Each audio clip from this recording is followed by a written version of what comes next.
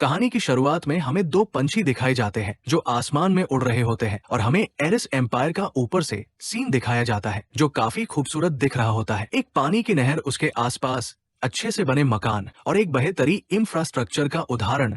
शहर के चौराहे पर हमें एक वॉरियर का पुतला दिखाया जाता है जिसके आसपास बच्चे खेल रहे होते हैं और बहुत लोगों की चहल पहल होती है। वहीं पर दो गार्ड्स अपनी ड्यूटी कर रहे होते हैं।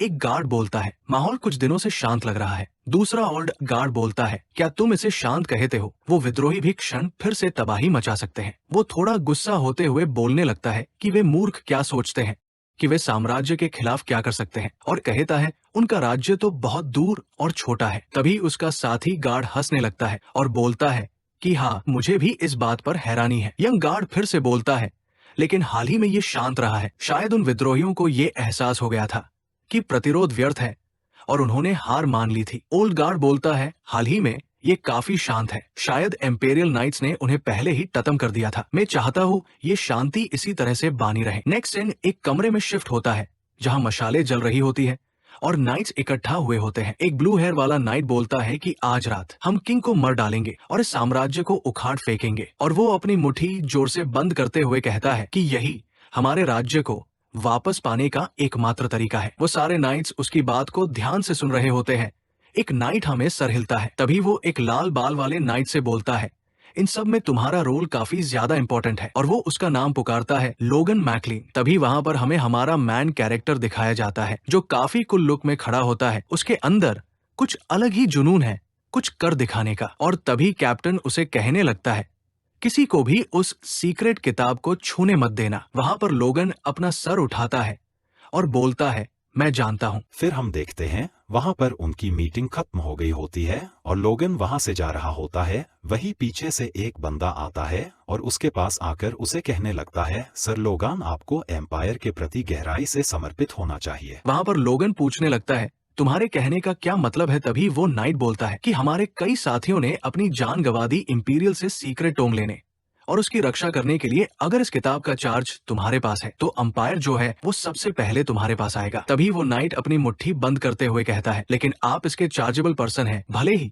इसके खतरे हो। तभी लोगन उसकी तरफ काफी तीखी नजरों से उसकी तरफ देखकर बोलता है, तुम ऐसे बोल रहे हो जैसे मैंने अपनी इच्छा से ये जिम्मेदारी ली है। तभी नाइट बोलने लगता है, आपको इसलिए चुना गया क्योंकि आप एशियंट लैंग्वेज में काफी अच्छे हैं, लेकिन ये फैक्ट कि आपने कोई आपत्ति नहीं की, इसका अर्थ ये है कि हमारे एम्पायर की काफी चिंता है। तभी लोगन चिल्लाकर बोलता है, बहुत हो गया, तुम हमारे कॉमरेड्स की बेइज्जती कर रहे हो। तभी लोगन बोलता है, मैं ये चीज अंपायर के लिए नहीं कर रहा बल्कि अपने बदले के लिए कर रहा हूँ। तभी लोगन अपने पास्ट को याद करने लगता है और कहता है, मैं बस एक निकम्मा इंसान था। तभी हमें दिखाया जाता है किसी के सर पे एक लकड़ी की तलवार लगती है और वो गिर जाता है। हम देख सकते हैं कि वो जो बच्चे हैं वो दोनों ग्राउंड में खड़े हुए एक दूसरे से मॉक बैटल कर रहे होते हैं। वहाँ पर जो जीतने वाला बंदा है वो डरते डरते खड़ा होता है, लेकिन वो जीत गया होता है। तभी आसपास नाइट फुसफुसाने लगते हैं, ऐसा कैसे हो सकता है? मास्टर लोगन अपने छोटे भाई मास्टर लोनिन से हार गए, लेकिन अभी तो सिर्फ 3 साल हुए हैं जब मास्टर लोनिन ने स्वॉर्ड स्टडी करना स्टार्ट करा है। लोनिन डरते हुए अपने बड़े भाई को पुकारता है। तभी लोनिन के पीछे से कोई बोलता है, इनके अंदर नेचुरल टैलेंट है, लेकिन उसके सामने जहाँ मास्टर लोगन जिन्होंने नाइट बनने के लिए पूरे 10 साल मेहनत करी है, ये कितनी दुख की बात है कि उनका बड़ा बेटा इतना बेवकूफ है। मुझे हाउस मेक लाइन के भविष्य की चिंता है। वही लोगन जमीन पर लेटा हुआ ये सब सुन रहा होता है और वो अपनी मुट्ठी में ट्रेनिंग स्वॉर्ड को कसकर पकड़ता है। तभी नेक्स्ट सीन में हमें दिखाया जाता है कि लोनिन जमीन पर गिरता है और बोलता है, पैलेसिस पॉइजन। वहाँ दूसरे कमरे में लोगन उसके फादर के साथ होता है और उसके फादर उसे पर काफी ज्यादा गुस्सा करते हुए बोलते हैं, तुम्हारी हिम्मत कैसे हुए अपने भाई को जहर देने की? ये काफी नीचे हरकत है। अगर लोनिन को कुछ हुआ तो मैं इतना कहकर उसके फादर वहीं पर रुक जाते हैं और वो शांत होकर उसे गेट आउट कह देते हैं और वो कहते हैं, तुम मेरे बेटे नहीं रहे। ये सुनकर लोगन चौंक जाता है। तभी वापस से वहाँ पर हमें लोगन बोलने लगता है कि मैंने अपने छोटे भाई से जलन के मारे ऐसा कांड कर दिया और उसी के चलते मुझे बेदखल कर दिया गया। उसके बाद लोगन कहता है, जब मैं अपनी फैमिली को छोड़ा उसके बाद में एक मिशनरी बन गया और एंड में मुझे ये एहसास हुआ कि 10 वर्षों की कठिनाई के बाद में कितना दयालु हो गया था। फिर हमें दिखाया जाता है लोगन एक किले के सामने बैठा होता है जो आग से जल रहा होता है और सोचता है, मैं बहुत लेट हो गया था। उसके बाद वाले सीन में हमें दिखाया जाता है 2 महिलाएं बात कर रही होती है। क्या तुमने सुना, आज नगर के चौराहे पर सबके सामने एक पब्लिक एग्जीक्यूशन होने वाला है। तभी वो अपराधी का नाम बोलती है, मैकलिन। ये सुनकर वहां पर उनके पास से गुजर रहा बंदर रुक जाता है और अपने पांव घुमा के उल्टी दिशा में दौड़ने लगता है। वो बोलता है, लोनिन मेकलिन। तभी वहां पर दूसरे बंदे भी बातें करने लगते हैं। मैंने सुना था वो एक और यूजर है जो फ्रंट लाइंस पर फाइट करता है, लेकिन रॉयल फैमिली भाग गई है ना। तभी वहां पर दूसरा बंदा बोलता है, तो उन्होंने अपने सिपाही को छोड़ दिया। तभी वहां पर दो बंदे लोनिन को खींचकर कहीं ले जा रहे होते हैं और लोगन सोचने लगता है, लोनिन नहीं, मुझे अभी भी तुमसे कुछ कहना है, तुम मेहरबानी करो और जिंदा रहो। तभी लोगन भागते हुए चौराहे पर पहुंच जाता है। तभी एग्जीक्यूशन मशीन से ब्लड गिर जाता है। ये देखकर लोगन चौंक जाता है। एक बंदा जोर से चकता है, ध्यान से देखो, इसे एम्पायर के साथ विरोध करने वालों का यही हाल होता है। इसके बाद पूरे सीन में हमें दिखाया जाता है, वो बंदा अपने हाथ में लोनिन का सर लिए खड़ा होता है। वहां पर लोग एम्परर आपकी उम्र लंबी हो ऐसे नारे लगा रहे थे। तभी वहां पर फिर से लोगन बदला लेने की कसम खाता है और उसकी आंखों से काफी ज्यादा आंसू बहते जा रहे थे। वो बोलता है, मेरी फैमिली को मारने के लिए और मेरे पास से माफी मांगने का चांस छीनने के लिए मैं एम्पायर से बदला लूंगा। तभी वहां पर हमें एक किले का सीन दिखाया जाता है जहां पर कोई बोल रहा होता है, उसके पीछे जाओ। एक नाइट जोर से चिल्लाता है, ये वही है, इस लाल सर वाले बस्टर्ड के पास हमारी सीक्रेट किताब है। वो अपने सिपाहियों से लोगन पीछे जाने को कहता है। लोगन काफी तेजी से भाग रहा होता है और सिपाही उसके पीछे भाग रहे होते हैं। वो अचानक से एक जगह रुक जाता है जहां का दरवाजा बंद होता है।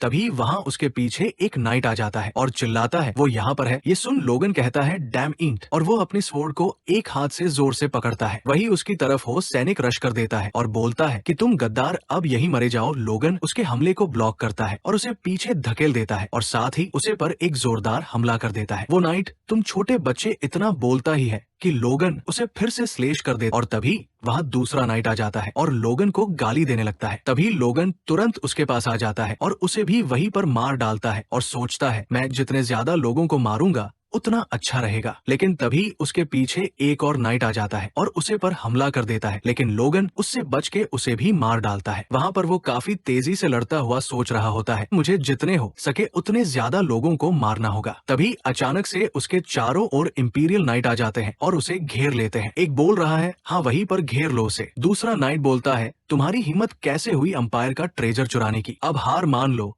और वो सीक्रेट किताब हमें दे दो। तभी लोगन वहां पर हफ्ता हुआ बोलता है, यही है, और वो अपने चेहरे पर स्माइल लाकर वहां पर नाइट से बोलने लगता है, मुझे लगता है मेरे पास अब और कोई चॉइस नहीं है। लोगन अपनी तलवार छोड़ देता है और अपने हाथ में एक ब्लू ऑरब लेकर उसे तोड़ देता है।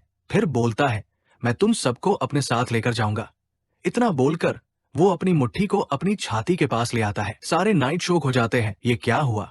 तभी वहां किले की खिड़की से काफी तेज रोशनी निकलती है और फिर अगले ही पल पूरे किले में एक बड़ा धमाका हो जाता है। तभी लोगन मरते हुए सोचने लगता है, मैं सिर्फ बदले के लिए जिया और अपने पुराने दिनों पर पछतावा करता रहा। मेरे आखिरी पलों में मुझे एक बात की खुशी थी कि मैं एम्पायर पर एक जीत हासिल करने में कामयाब रहा, लेकिन मौत आने के बावजूद में अपने सबसे बड़े रिग्रेट को भूल नहीं सकता। तभी वो अपने छोटे भाई के बारे में सोचकर बोलता है, मुझे उससे एक बार माफी मांगनी चाहिए थी। मैं आशा करता हूँ कि अगर मैं अपनी फैमिली को आफ्टर लाइफ में फिर से मिलूंगा तो मैं उनसे माफी जरूर मांगूंगा। तभी अचानक से वो अपने बेड पर हाफता हुआ बैठ जाता है और उसके सर पर एक पट्टी बंदी होती है और अपना सिर पकड़कर बोलता है, मेरा सर। तभी अचानक से वो शॉक होकर नोटिस करता है कि अगर मैं मर गया हूँ तो मुझे दर्द क्यों हो रहा है। तभी वहाँ पर उसका नौकर आकर उसे पूछता है, यंग मास्टर आप ठीक है क्या। तभी लोगन उसकी तरफ देखते हुए कंफ्यूज हो जाता है और बोलता है कि रिक, क्या ये तुम हो। और रिक उसे पर बोलता है, हाँ मैं रिक हूँ, आपका पर्सनल सर्वेंट।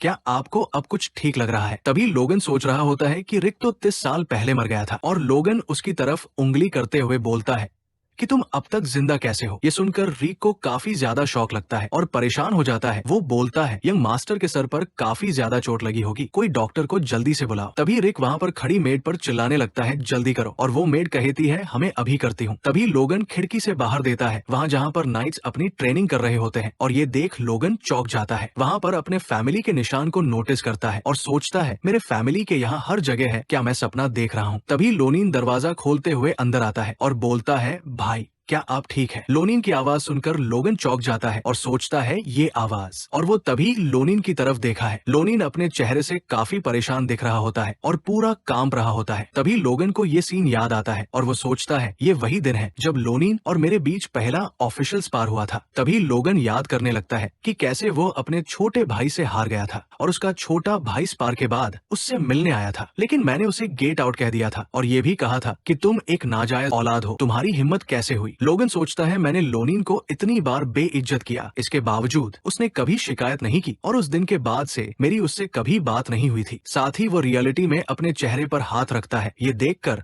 लोनिन काफी परेशान हो जाता है। तभी रीक वहाँ पर आता है और बोलता है मास्टर लोनिन, मुझे लगता है मास्टर लोगन को और ज्यादा आराम की जरूरत है। मैं आपसे विनती करता हूँ आप अभी यहाँ से चले जाइए। तभी लोगन बोलता है नहीं, उसे रहने दो। रिक लोगों की तरफ देखकर बोलता है यंग मास्टर। लोगन उसी पल लोनिन की तरफ देखकर बोलता है तुम मेरे पास आ सकते हो लोनिन। तभी लोनिन लोगन की तरफ देखकर धीरे धीरे उसकी तरफ चलने लगता है और उसके पास पहुंच जाता है। इस सीन में रिक को परेशान होता हुआ दिखाया जाता है कि ये सब अचानक क्या हो रहा है। वहाँ पर लोनिन बोलने लगता है बड़े भाई मुझे माफ कर दीजिए, मुझे ज्यादा केयरफुल रहना चाहिए था। तभी लोगन बेड से नीचे उतरता हुआ उसे बोलने लगता है मैं सच में ठीक हूँ तो तुम्हें बार बार माफी मांगने की कोई जरूरत नहीं है, तुमने कुछ भी गलत नहीं किया, हकीकत में मैं ही वह हूँ। लेकिन वह इससे आगे नहीं बोल पाता और लोनिन के सामने बैठकर रोने लगता है। वहाँ पर लोनिन बोलता है भाई आप ठीक है क्या, आपको और ज्यादा आराम। लेकिन इतना कह के वह भी चुप हो जाता है। तभी लोगन सोचने लगता है कि मेरी वजह से इस अच्छे इंसान की जान गई थी। पहले उसने राज्य के लिए फ्रंट लाइन पर फाइट की और फिर एम्पायर ने ही उसे एग्जीक्यूट कर दिया। ये सोचकर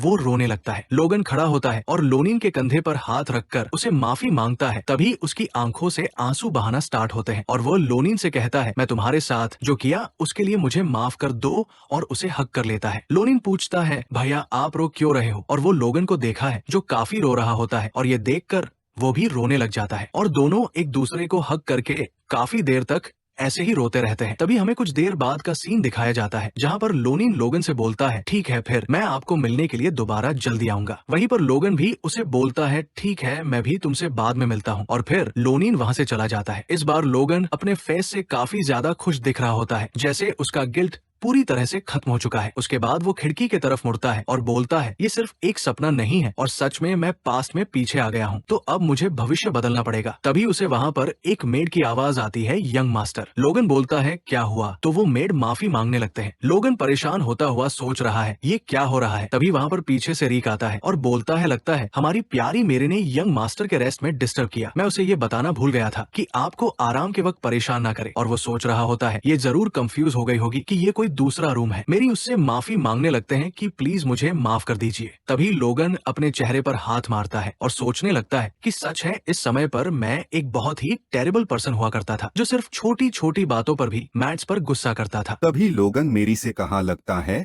तुमने कुछ गलत नहीं किया, और रिक से कहता है मेरे लिए कुछ पेपर और पेन ले आ। रिक और मेरी दोनों यह बात सुनकर चौंक जाते हैं। कुछ समय बाद रीक कुछ पेपर लेकर आता है और बोलता है मैं यहीं पर रख देता हूँ मास्टर। तभी लोगन अपनी कुर्सी पर बैठने लगता है और बोलता है थैंक यू, अब तुम जा सकते हो और आज किसी को अंदर मत आने देना। रीक ये सुनकर चौंक जाता है कि आप मेरा शुक्रिया कर रहे हैं। तभी वो बोलता है यंग मास्टर आप ठीक तो है ना कि आपका सर अभी भी दर्द कर रहा है। ये सुनकर लोगन काफी परेशान हो जाता है, फिर चीखता हुआ कहता है मैंने कहा ना मैं ठीक हूँ, अब फौरन यहाँ से चले जाओ। तो रीक खुश हो जाता है और कहता है हाँ यंग मास्टर मैं अब चलता हूँ, प्लीज अच्छे से आराम करना। इस बात से लोगन फिर से परेशान हो जाता है। फिर लोगन अपने डेस्क पर बैठा कैंप रहा होता है और सोचता है मुझे ऐसा लगता है ये मेरा ही फॉल्ट है। फिर वो सब कुछ छोड़ के फोकस करने लगता है कि मुझे अपने पास्ट पर फोकस करना होगा, बल्कि नहीं फ्यूचर को रिकॉर्ड करने पर फोकस करना होगा। 10 साल में होने वाला इंपीरियल वॉर ये वही डाइजेस्टर होगा जिसने सिर्फ मेरी फैमिली को ही नहीं बल्कि पूरे किंगडम को बर्बाद कर दिया था। तभी वो लिखने लगता है कि मेरा गोल है इस वॉर को होने से रोकना, लेकिन उससे पहले कुछ और भी है। 1 साल में टेरिटरी वॉर होगी, ये पता नहीं कहां से शुरू होगी, लेकिन मेरी आधी फैमिली फोर्स को डिस्ट्रॉय कर देगी और हमें एक बहुत ही मुश्किल वक्त में धकेल देगी। तभी लोगन बोलने लगता है मुझे पहले इस डेंजर को पास करना पड़ेगा, और ये करने के लिए फिर यहाँ से सीन शिफ्ट हो जाता है। हमें एक दरवाजा दिखाया जाता है जिस पर कोई नॉक कर रहा होता है। वही हमें लोगन के फादर को दिखाया जाता है। वहाँ पर एक बंदा आकर उनसे बोलना है मेरे लॉर्ड आपका बड़ा बेटा यहाँ पर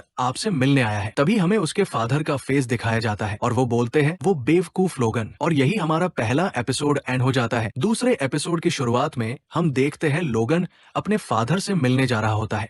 वहाँ मैड्स ऐसे डर जाती है जैसे उन्होंने कोई भूत देख लिया हो। नौकर भी अपना सर घूम लेते हैं। मैड्स साइड में खड़ी हो जाती है ताकि लोगन बिना कोई झगड़ा करे वहाँ से चला जाए। तभी वहाँ एक मेड लोगन को देख डर जाती है और गिर जाती है। वो मेड कांपते हुए सोचने लगती है, मैं यंग मास्टर के सामने गिर गई, अब ये मेरा आखिरी दिन होगा। लोगन उसकी तरफ हाथ बढ़ाता है और वो मेड थैंक यू बोलती है। तभी वो मेड ऊपर देख कर डर जाती है, जहाँ पर लोगन काफी क्रीपी स्माइल देता हुआ बोलता है, ऐसा तो होता रहता है। तभी वो मेड जमीन पर झुक कर लोगन से माफी मांगने लगते हैं। लोगन शोक होकर कहता है, आखिर क्यों? लोगन सोचता है, सच में एक रात में बदल जाना काफी स्ट्रेंज है। तभी वो आईने में देखा हुआ सोचता है कि मुझे इन्हें दिखाना पड़ेगा कि मैं कितना अच्छा हूँ। तभी वो फिर से क्रीपी स्माइल देते हुए सोचता है, मैं जिस तरह से स्माइल करता हूँ इससे कोई लेना देना नहीं होगा। फिर सीन शिफ्ट होता है और एक दरवाजे के बाहर एक बटलर बोल रहा होता है, माय लॉर्ड, आपका बड़ा बेटा यहाँ आपसे मिलने आया है। वहाँ लोगन अपने फादर के बारे में सोचकर थोड़ा परेशान होने लगता है कि कैसे उन्होंने पिछली बार उसे बेदखल कर दिया था। फिर मैंने कई सालों तक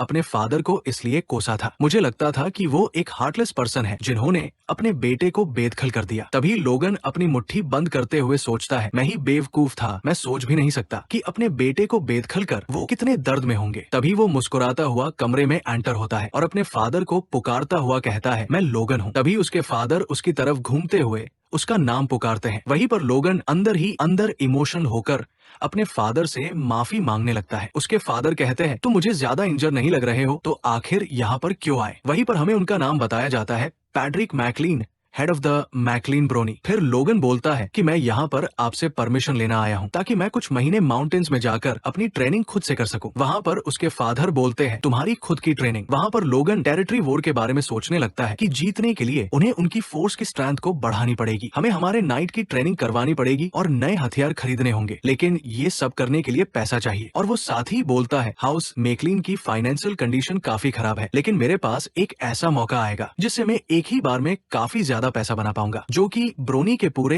एक साल के बजट बराबर होगा। तभी उसके फादर बोलते हैं, क्या तुम यहाँ पर अपने छोटे भाई से हार गए इसलिए भाग जाना चाहते हो? लोगन कहता है, नहीं, मुझे लगता है मैंने ज्यादा एफर्ट नहीं लगाया है, मैं लेट हो गया हूँ, लेकिन मुझे अपनी लाइफ चेंज करनी है। तभी उसके फादर बोलते हैं, तुम में और भी कई कमियां हैं और तुम खुद को बदलना चाहते हो, इस पर विश्वास करना बहुत मुश्किल है। लोगन कहता है, मुझे मालूम है मेरा बिहेवियर बहुत ही प्रॉब्लमेटिक रहा है। उसके फादर कहते हैं, मैं तुम्हारे बहानों से थक गया हूँ, तुमने पहले भी ऐसा कई बार दावा किया है। तभी उसके फादर वहाँ पर घूमकर उसे वहाँ से चले जाने के लिए कह देते हैं। वहाँ पर लोगन कहता है कि मैंने इतने सालों से कुछ भी नहीं किया, सिर्फ दूसरों पर अपना इल्जाम लगाया और अपना खुद का फॉल्ट कभी नहीं देखा। मैं बहुत ही बेवकूफ और इमैच्योर था। और वो कहता है, मैं अपनी ट्रेनिंग के साथ अपने इमैच्योर एटीट्यूड को भी ठीक करूंगा, मुझे बस इस एक टाइम आप अलोव कर दीजिए। फिर उसके फादर बोलते हैं, ये तुम्हारे कोई एक्सक्यूज जैसा नहीं लग रहा और तुम कितने टाइम के लिए जाना चाहते हो? लोगन बोलता है, 3 महीने। पैड्रिक कहते हैं, क्या तुम्हें लगता है 3 महीने में तुम लोनिन के साथ पहुंच जाओगे? लोगन बोलता है, मैं लोनिन से जीतने के बारे में नहीं सोच रहा, मुझे सिर्फ अपने दिए गए समय में कुछ बेस्ट करके दिखाना है। वहाँ पर उसके फादर स्माइल करते हुए बोलते हैं, आखिरकार तुम थोड़े से बदले तो सही, और उसे अलोव कर देते हैं। लोगन अपने फादर का शुक्रिया करता है और जाने लगता है। तभी उसके फादर पीछे से उसे कहते हैं, ये अभी सर्दियों का मौसम है और रात में माउंटेन्स में ठंड होगी, तो अपने साथ गर्म कपड़े लेते जाना। लोगन ये सुनकर स्माइल करता है और हाँ बोलकर वहाँ से चला जाता है। इसके बाद हमारा सीन शिफ्ट होता है और कुछ दिनों के बाद माउंटेन्स का सीन दिखाया जाता है। लोगन जमीन पर बैग गिरते हुए बोलता है,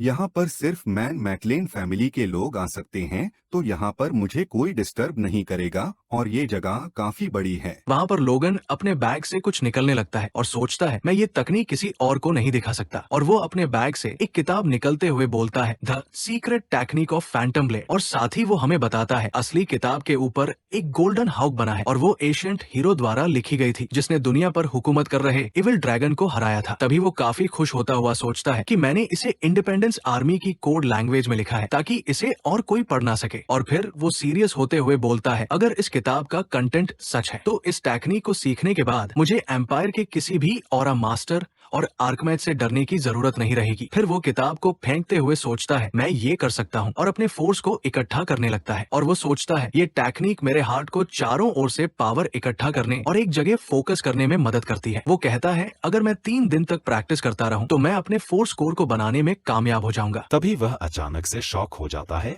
और बोलता है कि क्या मैंने अभी अपना फोर्स स्कोर बना लिया। वो अपने कोर की ओर देख रहा है और हमें उसका दिल धड़कता हुआ दिख रहा है जो काफी ग्लो कर रहा होता है, और वो सोचता है अब ये खुद से ही स्ट्रॉन्ग एनर्जी प्रोड्यूस करने लगेगा। और वो अपनी मुट्ठी बंद करते हुए सोचता है ये सूखे के बाद की पहली बारिश जैसा एहसास है। तभी वो अपने बैग से तलवार निकाल के जमीन पर जोर से पर मरता है और एक जोरदार स्लेश करता है। फिर वो खुश होता हुआ सोचता है मेरी बॉडी और सेंस चेंज हो गए हैं। तभी वो आसमान की ओर देखकर बोलता है मुझे नहीं लगता था कि मैं अपने फोर्स कोर को इतनी जल्दी बना पाऊंगा, लेकिन इस तरह से 3 महीने में मैं काफी ज्यादा ताकतवर बन जाऊंगा। फिर वो अपनी ट्रेनिंग शुरू कर देता है। दिन हो या रात वो अपनी ट्रेनिंग जारी रखता है और ऐसे ही उसका सारा समय खत्म हो जाता है। तब वो एक पेड़ के सामने खड़ा होता है और बोलता है आज मेरा आखिरी दिन है। तभी वो स्वॉर्ड उठाकर बोलने लगता है सीक्रेट किताब के अंदर की 10 में से एक टेक्निक जो टाइम और स्पेस में कट लगा सकती है। ऐसा कहकर वो हमला कर देता है टाइम स्पेस स्लेशर। तभी वो अपनी पूरी बॉडी और स्वॉर्ड के आसपास अपना ऑरा इकट्ठा करने लगता है और कहता है मुझे आज सक्सेस होना पड़ेगा। तभी हम देखते हैं वो श्लेष काफी ज्यादा पावरफुल होता है और जैसे ही पेड़ से टकराता है वहाँ पर धमाका हो जाता है। लोगन हाफता हुआ बैठ जाता है और हंसते हुए उसे पेड़ की ओर देखता है जो बीच से कट गया होता है और साथ ही सोचता है ये काफी ज्यादा ताकतवर था, कोई नया फोर्स यूजर ये नहीं कर सकता। वो अपने हाथ की ओर देखा है जो काफी काम रहे होते हैं और सोचता है मैंने एक ही बार में अपनी सारी एनर्जी लगा दी और ये आगे चलकर मेरा पावरफुल सीक्रेट वेपन बनेगा और अब मैं बिना किसी शर्म के अपने फादर से अपनी प्रोग्रेस के बारे में बात कर सकता हूँ। अगले ही पल वह अपनी शर्ट सूखते हुए बोलता है पहले मुझे नहा लेना चाहिए। तभी हमें लोगन के घर का सीन दिखाया जाता है जहाँ पर एक नाइट उसे उसके फादर से मिलने के लिए रोक रहा होता है और उसे वहाँ दोबारा आने के लिए कहता है। तभी लोगन सीरियस होकर उसे पूछता है आखिर किस वजह से मेरे फादर बीमार है। लेकिन नाइट यहाँ पर उसे फैमिली रूल्स के बारे में बताने लगता है कि कैसे मैन ब्रांच के किसी भी सदस्य को मिली हेड से मिलने के लिए प्रॉपर नोटिस भेजना पड़ता है। और रिक वहाँ पर डरता हुआ लोगन से बोलता है ये रूल सेंचुरी पहले एग्जिस्ट करता था। लोगन बोलता है लेकिन 3 महीने पहले तो वो बिल्कुल ठीक थे। तभी वो गार्ड बोलता है इसका मतलब है उसे समय जो गार्ड ड्यूटी पर था वो अपनी ड्यूटी सही से नहीं कर पाया। तभी वो कुछ नाइट को फुसफुसाते हुए नोटिस करता है जहाँ पर कुछ नाइट बातें कर रहे होते हैं। वो नाइट ऐसा नहीं कर सकता, लेकिन ये कोवर्ड अपने छोटे भाई से हार गया था इसीलिए भाग गया था और उसे काफी बुरा भला कहते हैं। तभी लोगन समझ जाता है मैं 3 महीने चला गया था इसलिए ये सब ऐसा बर्ताव कर रहा है। मेरी इज्जत पूरी मिट्टी में मिल गई है, यहाँ तक कि मेरे नाइट भी मेरी रेस्पेक्ट नहीं करते। तभी वो सोचता है मैं धीरे धीरे सबको दिखाना चाहता था कि मैं कितना बदल गया हूँ, लेकिन अब नहीं। तभी वो अपनी जेब में हाथ डालता है और नाइट से उसका नाम पूछता है। नाइट कंफ्यूज होते हुए अपना नाम डोमिनन बोलता है। तभी लोगन शांति से कहता है ठीक है डोमिनन, तुमने ये सेंचुरी पहले के रूल को मेरे और मेरे फादर की मीटिंग के बीच में लाकर इंटरफेयर किया है और मेरी बेइज्जती की है। सारे नाइट्स कंफ्यूज हो जाते हैं ये क्या हो रहा है। तभी रीक वहाँ पर उसे रोकने जाता है। तभी लोगन वहाँ पर उसके चेहरे पर ग्लव्स मारता है और उसे ड्यूल के लिए चैलेंज कर देता है और फिर हमें उसका काफी गुस्से वाला लुक दिखाया जाता है। नाइट कंफ्यूज होता है ये इन्होंने क्या किया। तभी लोगन डोमिनन को चिढ़ाते हुए कहता है अब कुछ जवाब तो दो, क्या मैंने तुम्हें डरा दिया, तुम कुछ भी नहीं हो। इस बात से रिक काफी ज्यादा डरने लगता है। फिर हमें नाइट को दिखाया जाता है जो कहीं और रिलीज कर रहा होता है और चैलेंज एक्सेप्ट कर लेता है और इसी के साथ हमारे ये एपिसोड भी यही एंड हो जाता है। लाइक शेयर और सब्सक्राइब करना ना भूले। Comment for part 3। एपिसोड 3 की स्टार्टिंग में हमें बैटल ग्राउंड का सीन दिखाया जाता है जहां पर लोगन और डोमिनन आमने सामने खड़े होते हैं। नाइट बातें करने लगते हैं क्या सच में यंग मास्टर नाइट से फाइट करने वाले हैं। यहाँ पर उनके जीतने का कोई चांस नहीं है। सबने देखा था कि वो यंग मास्टर लोनिन से कैसे हार गए थे। तुम्हें क्या लगता है ये कॉवर्ड कितने टाइम टिक पाएगा। दूसरा नाइट बोलता है ज्यादा से ज्यादा 10 मिनट। लोगन सोचता है मैं ये सारी बातें सुन सकता हूँ और इन सबको ऐसा ही लगता है कि मैं नहीं जीत सकता। तभी डोमिनन बोलता है यंग मास्टर आप कॉन्फिडेंट लग रहे हैं और परेशान होते हुए बोलता है मैं ध्यान रखूंगा आपको ज्यादा चोट ना लगे। लोगन वहाँ पर मुस्कुराते हुए सोचता है इसके पास इतनी हिम्मत नहीं है कि ये मैन ब्रांच के फैमिली मेंबर से पंगा ले। वहाँ पर रिक डरता हुआ सोचता है मुझे यकीन नहीं हो रहा है कि यंग मास्टर ने नाइट के साथ फाइट करने का फैसला कर लिया, अब यही अंत है। फिर लोगन और डोमिनन एक दूसरे की तरफ चलते हैं और आमने सामने आकर खड़े हो जाते हैं। वहाँ पर नाइट्स का कैप्टन बोलता है कि अब हम लोगन मेकलिन और सर डोमिनन के बीच ये ऑफिशियल स्पारिंग मैच शुरू करते हैं और कहता है आपकी सुरक्षा के लिए हम वुडन स्वॉर्ड्स का यूज करेंगे। इतने कहे कि वो लोगन की ओर देखता है। लोगन पहले तो कंफ्यूज होता है लेकिन बाद में सीरियस होकर हमें सर हिलता है कि मैच शुरू कर दो। नाइट कैप्टन कंफ्यूज हो जाता है क्या मुझे सच में ये होने देना चाहिए, लेकिन यंग मास्टर भी मना नहीं कर रहे। आखिर ये वुडन स्वॉर्ड का यूज कर रहे हैं लेकिन फोर्स यूजर नाइट इससे भी किसी को मार सकता है। अगर कुछ भी होता है तो ये मेरी जवाबदारी नहीं है, लेकिन सर डोमिनन प्लीज इन पर थोड़ी नरमी बरतना और मैच शुरू कर देता है। लोगन और डोमिनन एक दूसरे से थोड़ी दूरी बनाते हैं और फाइट के लिए रेडी हो जाते हैं। वहाँ पर डोमिनन अपने फोर्स को चार्ज करने लगता है। ये देखकर दूसरे नाइट चौंक जाते हैं। एक नाइट हंसते हुए बोलता है, ये कुछ ज्यादा ही हो रहा है। आखिर वो ऐसे इंसान के सामने फोर्स यूज कर रहा है जिसे फोर्स यूज करना नहीं आता। तभी रीक वहाँ पर डरता हुआ बोलता है, ये चीटिंग है। अगर यंग मास्टर को इससे चोट लग गई तो वहाँ पर नाइट्स का कप्तान भी डोमिनन को शांत होने के लिए कहता है। लेकिन लोगन वहाँ पर बोरियत से उसकी तरफ देखा हुआ सोचता है। जिन्हें फोर्स के बारे में पता नहीं होगा वो ये देखकर डर जाएंगे, लेकिन मैं काफी अच्छे से देख पा रहा हूँ इसका फोर्स इसके कंट्रोल में नहीं है। और वो डोमिनन से कहता है, तुम काफी ज्यादा इंटरेस्ट ले रहे हो, इसमें क्या कुछ हुआ है? डोमिनन वहाँ पर कहता है, तुम्हारी हिम्मत कैसे हुई थी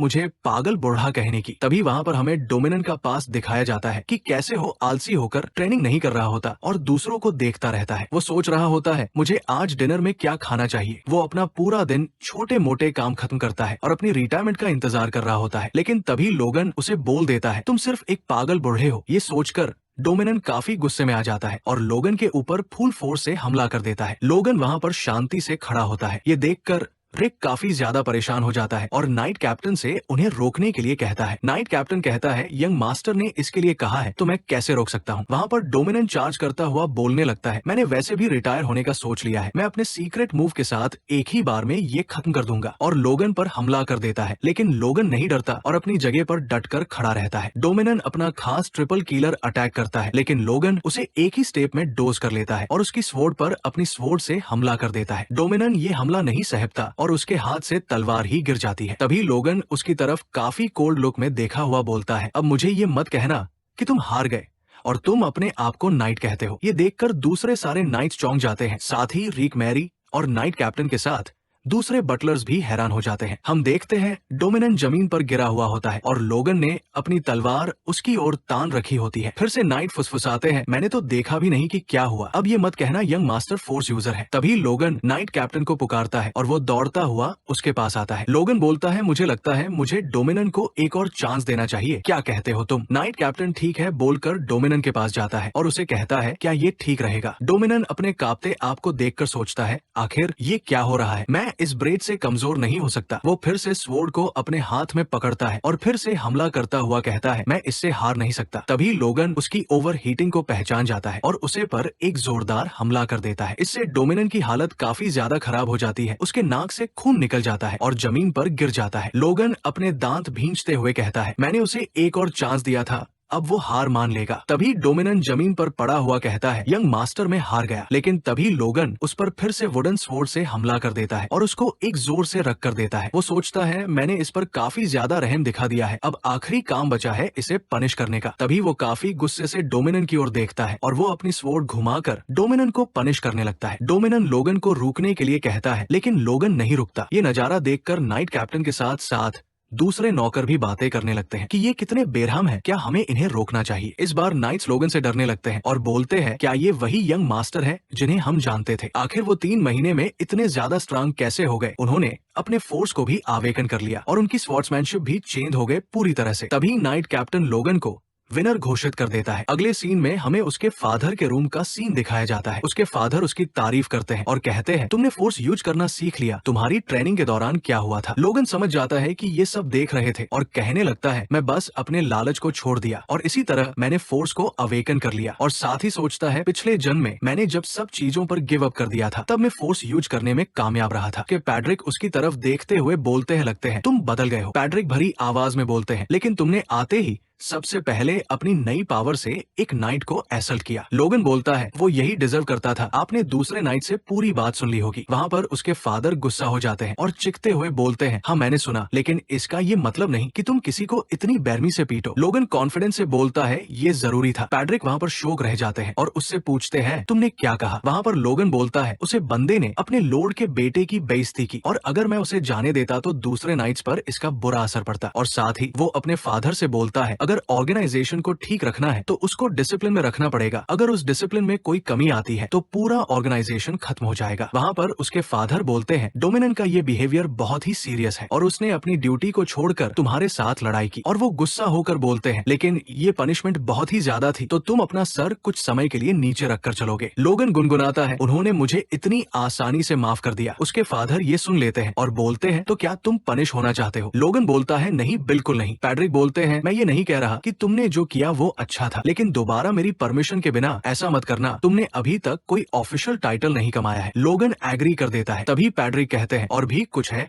जिसके बारे में तुम्हें मालूम होना चाहिए। लोगन कंफ्यूज हो जाता है। उसके फादर बोलते हैं, कुछ दिनों में लेना तुम्हारी फियांसे यहाँ हमसे मिलने आने वाली है। तभी लोगन वहाँ पर शॉक हो जाता है। फिर वो वापस से क्रीपी स्माइल देने लगता है और सोचता है, आखिरकार मेरा पैसे बनाने का चांस आ गया। तभी उसकी फियांसे से एक कैरेज से नीचे उतरती है और आसमान की ओर देखती है। वहाँ पर उनका एक नाइट ऐलान करता है कि लेडी लीना, और इसी के साथ हमारा तीसरा एपिसोड भी यही एंड हो जाता है। एपिसोड 4 की शुरुआत में हमें दिखाया जाता है लेडी लीना रेड कारपेट पर चलकर किले के अंदर चली जा रही होती है। वहाँ पर नौकरानियां और नाइट्स उन्हें देखकर शॉक रह जाते हैं कि ये कितनी खूबसूरत है। एक नाइट तो ये भी बोल देता है, मुझे यंग मास्टर से बहुत जलन हो रही है। फिर लेडी लीना सामने आते हुए बोलती है, आपसे मिले हुए बहुत समय हो गया मैकलिन। वहाँ पर हमें पहली बार लेडी लीना को दिखाया जाता है जो काफी खूबसूरत होती है। वो स्माइल करते हुए पैट्रिक से पूछने लगती है, मैं आशा करती हूँ आप अच्छे होंगे। पेड्रिक बोलते हैं, तुम काफी बड़ी हो गई हो। रिक लीना को देखता हुए सोच लगता है, मैंने जब आखिरी बार उन्हें देखा था तब वे बच्ची थी, लेकिन अब काफी बड़ी और खूबसूरत हो गई है। लेकिन क्या यंग मास्टर लोगन थोड़े खुश नहीं दिख सकते? वहाँ पर लोगन को दिखाया जाता है जो लीना को देख इरिटेट हो रहा होता है। वहाँ पर लीना उसके फादर द्वारा भेजा गया लेटर पढ़ने लगती है, मेरे प्यारे दोस्त पेड्रिक मैकलिन। ऐसा कह के वो भाषण शुरू करती है और 30 बाद का सीन दिखाया जाता है जहाँ पर सारे नाइट सोचते हैं ये काफी लंबा भाषण है। एंड में लेडी लीना बोलती है, और इन सभी रीजन की वजह से मैं चाहता हूँ ये एंगेजमेंट यही तोड़ दी जाए। और इतना के लेडी लीना वो लेटर अपनी मैड को थमा देती है। उस होल में काफी सन्नाटा छा जाता है। वहाँ पर लोगन शॉर्ट में हमें उस लेटर की बातें बताने लग। वहाँ पर कायरोन वुल्वस बोल रहे होते हैं, मुझे लगता था पैड्रिक और यूजर बन जाएंगे, लेकिन 20 साल बाद थी। वो अपर क्लास नाइट है। वो गुस्सा होते हुए बोलता है, उसका बेटा उससे भी ज्यादा बेवकूफ। हमें मालूम है कि तुमसे रिश्ता जोड़ना हमारे लिए डाउनग्रेड है, तो हम तुमसे रिश्ता क्यों जोड़े, तो चलो हमारे रास्ते हम अलग कर लेते हैं। वहाँ पर पेड्रिक अपना ऑरा रिलीज करने लगते हैं और बोलते हैं, बिना किसी वजह के एंगेजमेंट तोड़ना। क्या हाउस वुल्वस हाउस मेकलिन की बेइज्जती कर रहा है? वो काफी जोर से पिलर को भींचते हैं जिसे उसमें दरारें आ जाती है। नाइस वहाँ पर खड़े खड़े डरने लगते हैं। लीना बोलती है, ऐसा कुछ भी नहीं है, मुझे चिंता थी आप यही सोचेंगे, इसलिए मैं यहाँ पर खुद आई ताकि मैं आपको सब कुछ एक्सप्लेन कर सकूं। फिर वो इमोशन होती हुई बोलती है, मुझे अभी भी वो टाइम याद है जो मैंने यहाँ पर बिताया था। वो अपनी और लोगन की एक मेमोरी याद करती हुई बोलती है, ये यादें काफी खूबसूरत है जो मैंने मास्टर लोगन के साथ बनाई है। वो रोती हुई पेड्रिक से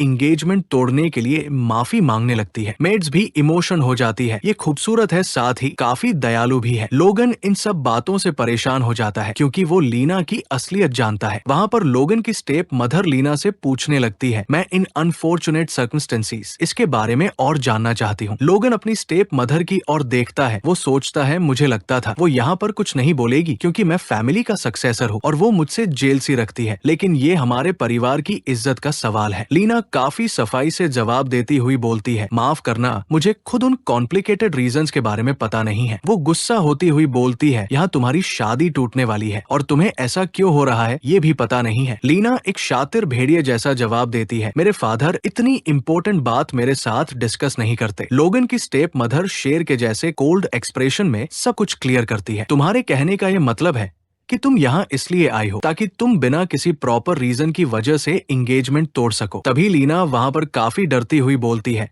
इसके बदले में हाउस वुल्वस आपको 3 मिलियन गोल्ड का कंपनसेशन देगा। वहाँ पर एक बंदा बोलता है 3 मिलियन। फिर हमें उसके बारे में बताया जाता है, ये दाविन होता है हाउस मेकलिन का फाइनेंशियल ऑफिसर। फिर हमें अपने लोगन को दिखाया जाता है जो इसी मौके का वेट कर रहा होता है, लेकिन उसके फादर अपना प्रेशर रिलीज करते हुए चिखते हैं, तुम्हारी हिम्मत कैसे हुई? उनके सोल्जर्स वो प्रेशर सहन नहीं कर पाते और काफी मुश्किल से अपनी जगह पर खड़े हो पा रहे होते हैं। लीना का नाइट उसके आगे आता है और उसे अपने पीछे रहने के लिए बोलता है। वो अपना इंट्रोडक्शन देता है, मैं लोकफेरन नाइट ऑफ हाउस वुल्वस। पैड्रिक से कहना चाहता हूँ वो शांत रहे और इस कन्वर्जेशन को ऑर्डिनरी मैनर में कंटिन्यू करे। पैड्रिक वहाँ पर बोलते हैं, मैं देख सकता हूँ तुम एक अपर क्लास नाइट हो मेरी तरह और तुमने ये बहुत यंग एज में हासिल किया है। वो नाइट पैड्रिक से पूछता है, क्या हाउस वुल्वस के प्रोमिसिंग नाइट्स में से एक ही जान हाउस मेकलिन के सम्मान के लिए संतोषजनक मुआवजा हो सकता है? फिर अपना सर झुकाते हुए बोलता है, काउंट वुल्वस ने कहा कहा था, आप एक सम्माननीय व्यक्ति है और आप लेडी लीना या मेरे जैसे नाइट्स को बेवजह परेशान नहीं करते। वहाँ पर पैड्रिक सोचते हैं, अगर मैंने इस बात पर और जोर दिया तो मैं अपने सम्मान को खो दूंगा। कायरोन वुल्वर्स, क्या इसलिए तुमने इन छोटे बच्चों को यहाँ भेजा? फिर पैड्रिक शांति से कहते हैं, ये न्यूज वेलकम के काबिल नहीं है, फिर भी आप हमारे मेहमान हैं। हाउस मैकलाइन अपने मेहमानों को परेशान नहीं करता, वो लीना और उसका नाइट चेन की सांस लेते हैं। इसी के साथ वो हाउस वुल्वर्स के प्रस्ताव को भी ठुकरा देते हैं और कहते हैं, हाउस मैकलाइन मुआवजे के रूप में चाहता है कि लेडी लीना मेरे बेटे से ऑफिशियल माफी मांगेगी। नाइट ये देख के काफी खुश होते हैं कि पेड्रिक को उनकी इज्जत की कितनी परवाह है, लेकिन तभी लोगन अपना हाथ ऊपर करके पेड्रिक से बोलने के लिए इजाजत लेता है। वो लीना को घूरते हुए पैसे के बारे में सोचने लगता है। पेड्रिक को सिर्फ माफी चाहिए, लेकिन 3 मिलियन गोल्ड हाउस मैकलिन के पूरे 1 साल के बजट बराबर है। वो अपने फादर पेड्रिक से कहता है, मैं हाउस वुल्वर्स का ये ऑफर एक्सेप्ट करना चाहता हूँ। पेड्रिक ये सुन शॉक हो जाते हैं और अपना प्रेशर रिलीज करते हुए चीखते हैं, क्या तुम मुझे मेरे कहे गई बात से पीछे हटने के लिए कह रहे हो? लोगन उनके प्रेशर को सहन नहीं कर पाता। वो सोचता है, इनका प्रेशर बहुत ज्यादा है और अपने फार्स को रिलीज करते हुए सोचता है, अगर मैंने इन्हें नहीं रोका तो मैं कुछ नहीं कर पाऊंगा। पेड्रिक गुस्से में कहते हैं, हम अपना सम्मान पैसों के लिए कुर्बान नहीं कर सकते। लोगन गहरी सांस लेके छोड़ता है और बेशर्मी से कहता है, हाँ है, हम ऐसा कर सकते हैं। पेड्रिक शौक रह जाते हैं। वो अपने फादर को चिल्लाते हुए बताने लगता है, हाउस मैकलिन पर वर्तमान में बैंक का 3 मिलियन गोल्ड का कर्ज है और सिर्फ ब्याज ही 1,50,000 गोल्ड हर साल का है। उसके पेरेंट्स शौक रह जाते हैं। वो अपनी स्टेप मदर की और इशारा करते हुए कहता है, हाउस कैरोस के समर्थन के बिना हम कब के बर्बाद हो गए होते। हमारा हाउस पूरे राज्य में सबसे गरीब है, हम व्यावहारिक रूप से भिखारी है। तभी हमें दिखाया जाता है, लोगन ने ऐसा कुछ किया नहीं होता, वो ऐसा करने के बारे में सिर्फ सोच रहा होता है। लेकिन वो प्यार से कहता है, हमें 3 मिलियन सोना स्वीकार करना होगा, इसका कारण सिर्फ आपके सम्मान के लिए है। वह पर उसके फादर कहते हैं, क्या सच में हमें अपने होनर के लिए अपनी बात से पीछे हटना चाहिए? लोगन अपने फादर से माफी मांगने लगता है, मुझे माफ करिए, लेकिन हाउस वुल्वर्स हमसे ज्यादा हाई रैंकिंग में है और वो ईस्टर्न लैंड्स के मार्ग्रेव भी है। वो ईस्ट में लीडिंग पावर है, हम उनके अधीन नहीं है। इसलिए यदि हम इस घटना को केवल माफी मांगकर नजरअंदाज कर दें तो मुझे डर है कि हमारे घर के बारे में अफवाहें फैल सकती है। लीना वो भोली शक्ल बनाते हुए बोलती है, हम हाउस मैकलिन की रिस्पेक्ट करते हैं। लोगन उसकी ओर काफी कोल्ड लुक देते हुए बोलता है, आपको मुंह से सम्मान की बात बेतुकी लगती है, जबकि आप बिना किसी अच्छे कारण के हमारी सगाई तोड़ने के लिए यहाँ आई है। ये सुन के लीना एकदम से शोक रह जाती है। यही लोगन हमें बताता है, पिछले जन्म में मुझे लगता था कि लीना हमारी सगाई टूट जाने से सचमुच बहुत दुखी थी, जब तक कि वो हादसा नहीं हुआ। एक कमरे में लीना और लोगन होते हैं। लीना लोगन से कहती है, यहाँ आने के लिए थैंक यू। लीना प्यार से लोगन की ओर मुड़ती है और कहती है, मैं तुम्हारे साथ एक आखिरी याद बनाना चाहती हूँ। लोगन चौक होता हुआ उसकी और देखता हुआ वो लीना से कहता है, आज रात मेरे साथ यहाँ से भाग चलो। लेकिन लीना वहाँ पर खंजर निकाल लेती है। लोगन शौक होते हुए देखा है लीना